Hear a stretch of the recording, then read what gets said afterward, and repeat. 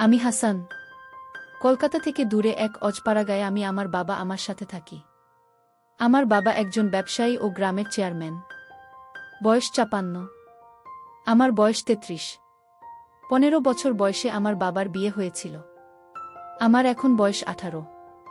আমার মায়ের নাম তানিয়া বেগম আর ৫ গ্রামের মেয়েদের মতো কিন্তু খুবই লাজুক ও বোকা। আমাকে জ্ঞান হওয়ার পর থেকে এখনও উঁচু গলায় কথা বলতে শুনিনি। আর বাবাকে তো বাঘের মতো ভয় পায়। আমি খুবই ভালোবাসি বাবাকে। আমরা তার চেয়ে বহুগুণ ভালোবাসে আমায়। আজ পর্যন্ত কখনো কড়া গলায় আমায় কিছু বলেনি। মা একটা সময় ভাবতাম অন্যরা আমার কাছে বোকা বাস আসন পায়, কিন্তু আমি পাই না কেন, কিন্তু এখন ভালো লাগে। যাই হোক, আমার আম্মা পৃথিবীর সবচেয়ে সুন্দরী বললেও কম হবে, কারণ আমার বয়সী একজন নারী আমার সমান সন্তানের এত কম বয়সে জন্ম দিলে শরীর ভাঙার কথা। কিন্তু মা সামান্য তা হয়নি। বাড়ির সব কাজ আমরা একা হাতে সামলাই। তবে ধানের বোতলে একজন কাকি এসে সাহায্য করে আমাকে। যাই হোক, আমার আম্মা বাড়িতে সালোয়ার কামিজ আর সুতির শাড়ি পরেন। আমার বাড়িতে এবং বাহিরের সব সময় নিজের পোশাক নিয়ে সংবেদনশীল। কখনো বাড়ির বাইরে যায় না। একান্ত প্রয়োজনে আব্বা নিয়ে না গেলেও বোরকা পরে যায়। আর বাড়িতে সর্বোচ্চ হলেও না বুকে গুলি কোমরে বেঁধে নেয়। আমার কাছে আমার সৌন্দর্য হঠাৎ করে প্রকাশ পায়। একদিন রাতে প্রস্রাবের চাপে ফেলে উঠে বাইরে যায়। আমাদের টয়লেট ঘর থেকে একটু দূরে। আব্বা আমার ঘরের সামনে দিয়ে যেতে হয়। তো আমি তাদের ঘরের সামনে আসতে একটা শব্দ পেলাম। শব্দটা বুঝতে পারছিলাম না, তবে আমাদের ঘর থেকে আসছে। ভালো মন্দ বিচার না করে কৌতূহলী হয়ে এগিয়ে জানালার কাছে এসে দাঁড়াতেই শব্দ কিসের বুঝতে পারি, কাঠের খাটের খচখচ শব্দ হচ্ছিল। আমার বুঝতে বাকি নেই কিসের কারণে শব্দ। কখনো আব্বা আমাকে খারাপ নজরে দেখে নিন, কিন্তু কেন জানি না সেদিন আমি সব জেন গুলিয়ে ফেলি। জানালায় হাত দিয়ে দেখি বন্ধ ভিতর থেকে। তাই হতাশ হলাম। কিন্তু হঠাৎ নজর পড়ল জানালার পাশ দিয়ে টিনের জোড়ায় কিছুটা ফাঁকা দিয়ে ভিতর থেকে আলো আসছে। আমি তাড়াতাড়ি চোখ রাখি তাতে। এরপর যা দেখলাম তা ছিল আমার রক্ত গরম করা দৃশ্য। আমি ওটা ভুলে প্রচণ্ড প্রস্রাব পাওয়ায় দৌড়ে টয়লেটে যায়। প্রস্রাব করে এসে আর একবার চোখ রাখলাম, কিন্তু এবার মনে একটা বজ্র পড়ল। আমার উপর এখন আবার শুয়ে আছে, কিন্তু আমার চোখ দিয়ে টপটপ করে পানি পড়ছে মাটিতে। এটা দেখে আমার বুকে প্রবল আঘাত পেলাম। আমার কাছে কেন আমাকে প্রথম কাঁদতে দেখে আমার অস্থির লাগছিল। ইচ্ছে করছিল বুকে জড়িয়ে জিজ্ঞেস করি কেন কাঁদছ, কিন্তু পারলাম না। এদিকে আব্বা উঠে পড়ল আমার উপর থেকে। আমরা তখন এগিয়ে আসছিল দরজার দিকে। আমি তৈরি করে দৌড়ে নিজের ঘরে গিয়ে দরজা হালকা ভিড়ে উকি দিলাম। আমার ঘর থেকে বের হয়ে বাহিরে পুকুরের দিকে যাচ্ছে। আমার খুব ইচ্ছে করছিল আমার গোসল করা দেখা, কিন্তু সাহস করে উঠতে পারিনি। আম্মা ভেজা শরীরে আবার ঘরে ঢুকল। আমি সে রাতে হাত দিয়ে নিজেকে শান্ত রাখলাম। এতদিন মায়া মমতা মোদি আমার প্রতি যে শ্রদ্ধা ভক্তি ছিল তার সব এখন অন্য জোয়ারে ভাসতে লাগল। রাতে আমাকে নিয়ে স্বপ্নদোষ হল। পরদিন সকালে ঘুম থেকে উঠে দেখি আম্মা উঠোনে ধান শুকোচ্ছে। কাজের কাকিও এসেছে। ধর্নার সময় শাড়ি তুলে হাঁটু পর্যন্ত তুলে পা দিয়ে হাঁটাচলা করে ধান শুকান আমার দিকে তাকাতেই বুকে ধুকপুকানি বেড়ে গেল। আমার গায়ে একটা সালোয়ার কামিজ। আমি এগিয়ে গিয়ে আমাকে জড়িয়ে ধরলাম। পিছন থেকেও বললাম, আমার খিদা লাগছে। আমরা ভূত দেখার মতো ছিটকে আমার থেকে দূরে সরে যায় চিৎকার দিয়ে। পরে আমায় দেখে বুকে হাত দিয়ে স্বস্তির নিঃশ্বাস নিল। আমি ধ্বজভঙ্গ হয়ে দাঁড়িয়ে আছি। কি বলব কিছুই বুঝতে পারছি না। আসলে কখনো আমাকে এভাবে জড়িয়ে ধরে নিবর হবার পর তাই ভয় পেয়ে গেছে। ওদিকে কাকে হা করে তাকিয়ে আছে বিষয়টা বোঝার জন্য। আমরা তখন আমার জীবনের অন্যতম অবাক করা কাণ্ড ঘটাল। জোর গলায় রাগের সুরে বলল, এমনই ধরো কিসের জন্য? এত বড় হয়েও তোমার জ্ঞান বুদ্ধি হয় নাই? আমার চোখে মুখে রাগ আর পানির ঝলকানি। আমি ভয় পেয়ে গেলাম আমার এই রূপ দেখে। আমায় তার প্রতি মনোভাব পুরো পাল্টে দিল। আমি প্রচণ্ড কষ্ট নিয়ে মুখ চোখে পানি নিয়ে মাথা নিচু করে ঘরে চলে গেলাম। তখন বাহিরে শুনতে পেলাম, কাকি বলছে, কি রে বুঝি তোর কি হয়েছে? জীবনে যে পোলারে একটু গলা উঁচু করা কত কোষ নাই, আইস কি কইরা এমনই বলি? আমার কোনো প্রত্যুত্তর পেলাম না। মন খারাপ করে সে যে ঘরে ঢুকেছি আর বের হইনি। ঘুমিয়ে পড়েছি। দুপুরে হঠাৎই একটা শব্দে ঘুম ভাঙল। ঘুম ভাঙতেই চমকে শোয়া থেকে উঠে বসে পড়ি। আম্মা আমার পাশে বসে অকাতরে কেঁদে চলেছে ফুপিয়ে ফুপিয়ে। আমি কি হয়েছে আম্মা? কান্দেন কেন? কি হয়েছে কণা মারে? আমায় বুকে জড়িয়ে ধরে কাঁদতে লাগল বলে উঠল। আমাকে মাফ করে দাও বাবু। আমি আইস আমার বাবুর আরে বোকা দিচ্ছি। তুমি মন খারাপ করো না সোনা। রাগ করো না। আমি সকালে আমার সাথে এই আমাকে মেলাতে পারছি না। আমরা পরনের সকালে পোশাকি, তবে ঘাম ঝরানো শরীরে এখনো ধান লেগে আছে। আমার বুকে আমার মাথা। ঘামের গন্ধ খারাপ হয়, কিন্তু মায়ের গায়ে নাকি এক তৃপ্তি স্নেহের ঘ্রাণ থাকে। আমিও তাই পেলাম। আমার কান্না থামাতে আমি আমার হাত ধরে বললাম, আপনি আমার আম্মা। আপনার উপর আমি রাগ কেন? আপনি বলবেন না তো কে বলবা? আমার ভুল করেছি তাই বকছেন? আমরা বলল, আমার মনটা খারাপ ছিল ময়না, তাই মাথায় কাম করতা ছিল না। বেলা তোমায় বলছি, আমারে মাফ কইরা দিয়ে পড়ান। আমি আপনি এসব বইয়ের নাম, আমি আপনাকে ভীষণ ভালোবাসি। আপনি এমন করলে আমি কষ্ট পাই। আপনার উপর আমার কোনো রাগ নেই। কান দেন না দয়া করে। আমার কান্না থামাতে কিছুটা। তখন বললাম, আমার খিদা লাগছে আমার। আম্মা হতো না। এই তো আসো আমার লাগে। আমার পোলারা সকাল থেকে কিছু খায় না, কি মুখ পুরি আমি। আমি আমার মুখ চেপে থামিয়ে বললাম, এসব করবেন না আম্মা, আমার কষ্ট হয়। বলে আমি কি এক সাহসিকতায় জানি না। আমার ছোট্ট একটা হামি দিয়ে বসলাম। সেকেন্ডের জন্য আমিও স্তব্ধ হয়ে গেলাম, কিন্তু আমার খানিক কোনো বিরূপ প্রতিক্রিয়া ছিল না।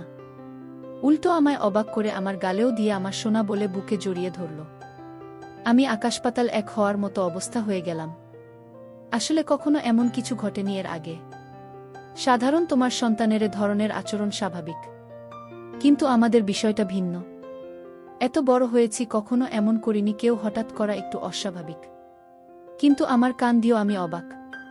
আমার হাত ধরেই বিছানা থেকে নেমে নিয়ে বাইরে উঠোনে এক পাশে গাছের নিচে বসিয়ে দিল। আমি গুলি করে বসলাম।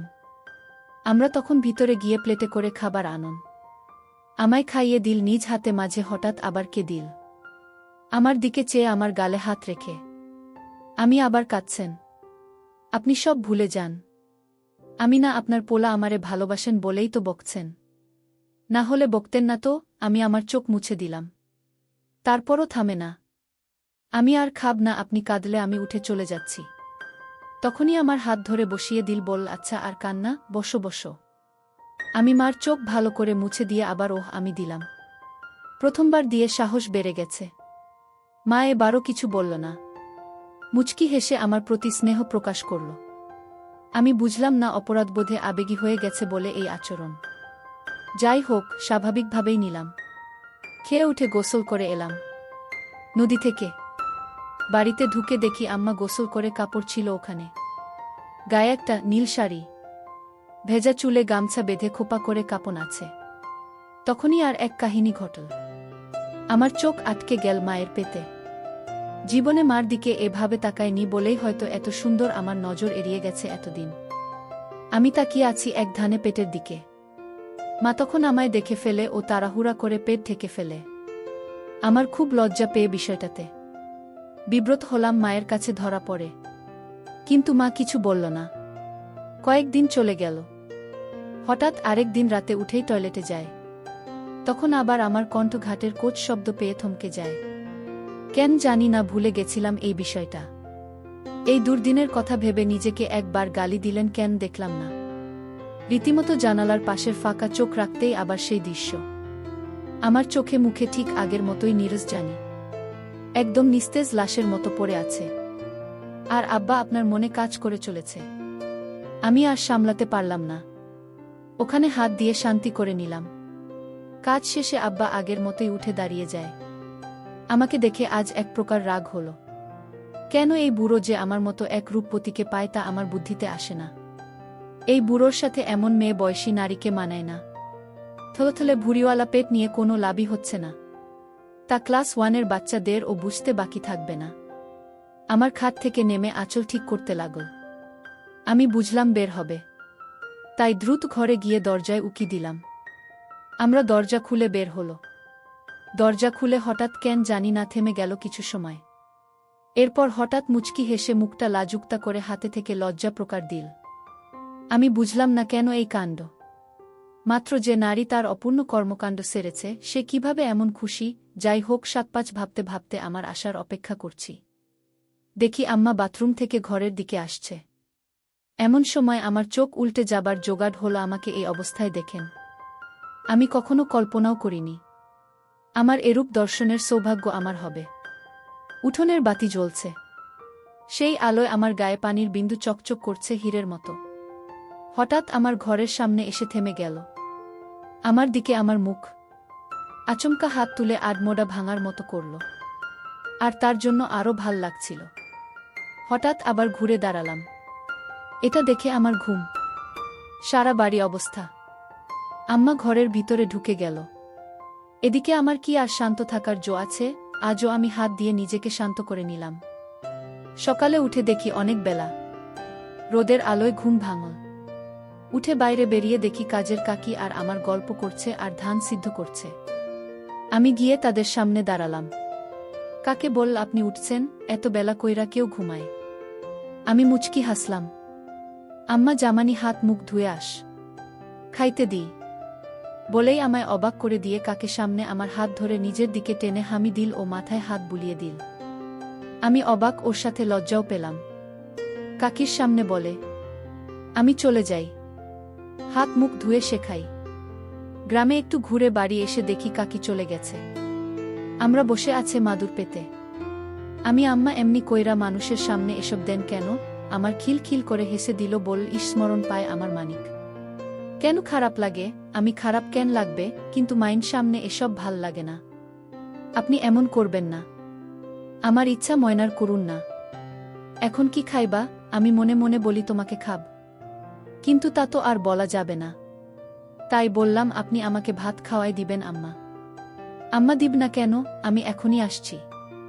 আমরা ভিতরে গিয়ে খাবার নিয়ে এল। বসার সময় বলল, এই গরমে এসব বস্তু কিংবা আজ কেন? সাতখোল গরমে আর গায়ে কিছু দেওয়া লাগবে না। বেডা মানুষ খালি গায়ে থাকলে কিছু হয় না। আমি শার্ট খুলতে খুলতে একদম স্বাভাবিকতা নিয়ে প্রশ্ন করলাম, জেন বুধ ছেলে। আমি, আচ্ছা মা, আপনার গরম লাগে না? আপনার গায়ে তো আমার থেকেও বেশি কাপড়। আমরা মুচকি হেসে লোক নাগালে দিয়ে বল, বেশি মানুষের এমন কইরা থাকুন লাগে শোনা। আমি, কেন? বেড়া গো, শরীর আছে বেগনাই। এমন কেন? আমার প্রশ্ন শুনে মুখের ভাব ভিন্ন রহস্যময় করল, কিন্তু উত্তর দিয়ে বলল, কিছু কারণ আছে। সোনা বেরি আরবের আগত এক না। তুমি খালি গায়ে থাকলে কোনো কিছুই হইব না, কিন্তু আমি খালি গায়ে হলে সবাই ফ্যালফ্যাল কইরা চাইয়া থাকব। আমি, কেন যাইয়া থাকব কেন? আমরা এবার একটু নাছোড়বান্দা অবস্থায় পড়ে গেছে। কিন্তু সে কেন জানি না আমায় থামিয়ে অন্য কথা বলছে না। আমার প্রশ্নের উত্তর দিচ্ছে। কেন করছে সেটা আমার কাছে বিষয় না। আমার ভালো লাগছিল তাই আমিও বলেই চলেছি। আম্মা, আচ্ছা তোমার বুক বুক বড়? বেরি গোবর বুক থাকে, তাই চাইতে থাকে। আমি আবারও বুঝিয়ে বলি, বুক তো আছে। বেরি মাইন্সের বুক থাকে বাচ্চাকে দুধ খাওয়াতে। এই থেকে রাখুন লাগবে কেন? আমার কথায় 1 সেকেন্ড চুপ করে বল, দুধ খাওয়ানোর জায়গা। কিন্তু এটা হল সুন্দর একটা জিনিস যা বেড়ানো দেখার লাগে না। আমি তো দেখছি কত। আমি তো আপনার দুধ খাইয়ে বড় হয়েছি। আমরা প্রথমে অবাক হলেও আমার কথার মানে বুঝে বল, তুমি আমার পোলা ছোট থাকতে সবাই সন্তানদের দুধ খাওয়ায়, তুমি দেখলে সমস্যা নাই। আমি এবার মাত্রা ছাড়িয়ে একটা প্রশ্ন করলাম, আচ্ছা মা, এখন আপনি আমার দুধ খাওয়ান না কেন? আমার চোখ বড় করে বিস্ময় প্রকাশ করল, কিন্তু রাগের না, অবাক হয়ে। ভেবেছে আমার উত্তর দেবে না, তবে আমার ধারণা ভুল প্রমাণ করে বলল, এখন তো আমার নাই শোনা। আমি আমার বুকের দিকে আঙুল ইশারা করে বলি যে আছে। নাই কোনো কেন? নাকি আমি বড় হয়েছি দেখে আমায় আর ভালোবাসে না? আমার প্রশ্ন শুনে হেসে দিয়ে বলল, পাগল পোলা আমার। মায়া ঘোষ মিলে বাচ্চা হওয়ার কয়েক বছর পর দুধ শেষ হয়ে যায়। আমি তো সুযোগ পেয়ে ধরে বসি। আমি দেখছি আপনার আছে, আর আপনি কোনো নাই, ততক্ষণে আমার খাওয়া শেষ। আমার হাত ধুয়ে ফেলেছে। আম্মা, আরে পাগল পোলা, এই বুকের ভিতরে রোশনাই, না হলে কি তোমায় না খাওয়া রাখতাম? আমি আমার কথা শুনে আকাশ থেকে পড়লাম। আমরা এত সহজে কথাগুলো বলছি যে আমার সাথে নিত্যদিনের। তাই আমি বুঝলাম মা আমার কথায় রাগ করছে না। আমি এগুলো তাহলে এতবট কেন? আমরা এবার চোখ বড় করে ছদ্মবেশী হাসি চেপে বিস্ময় প্রকাশ করল আর কোনো কথা বলল না। কিন্তু হঠাৎ উঠে পড়ল। আমি ভয় পেয়ে গেলাম আমরা করেছে কি না ভেবে। আমার দীঘা বাড়ি বলো আর সবার সাথে। আমি ভয়ে ভয়ে উঠে দাঁড়ালাম। আমায় হাত ধরে তার ঘরে নিয়ে গিয়ে দরজায় খিল দিয়ে চোখের পলকে আঁচল ফেলে দিল। এই অবস্থা দেখে আমায় আসমান জমিন সব এক হয়ে গেল।